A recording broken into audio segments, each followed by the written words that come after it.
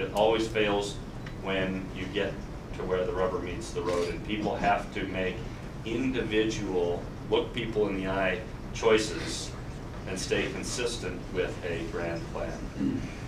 And I will tell you, that's the hardest thing to do about leadership. And it goes to any principle. If you read Brian Greenspun's blather, Brian Greenspun will tell you that true leadership is someone who's willing to step up and raise the kind of taxes we need to run this state. No, that's not true leadership. Spending someone else's money is the easiest thing in the world to do. Looking someone in the eye and saying, that's not the proper role of government, and we spend a lot of time defining the proper role of government, that's leadership. That's much, much more difficult to do. About 2007, I wrote a bill for immigration reform. It mirrored that of Oklahoma, not Arizona's, because I didn't want to punish businesses that got duped with phony IDs. It went through the legal department, got dropped. My caucus and the legislative leadership and our current governor told me that it would bankrupt the state and it wasn't going to go anywhere.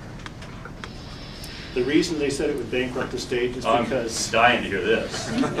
is because they claim there are too many people in employment doing jobs that, you know, citizens want to do. That same old lie.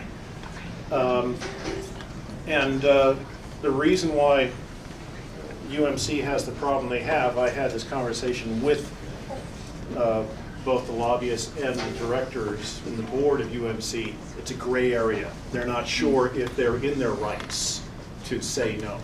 And so a bill like that would have cleaned it up.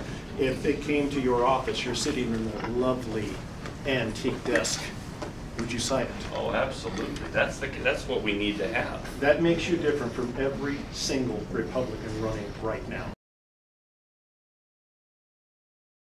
If they're using an argument that if we send the illegals out, no one will mow our lawns.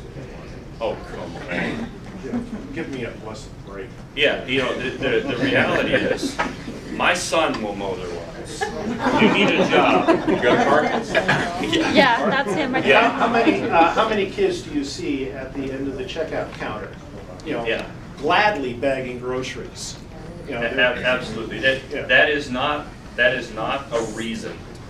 That's an argument. It's a weak argument that's been put in place to hide other reasons. They're afraid of the political process.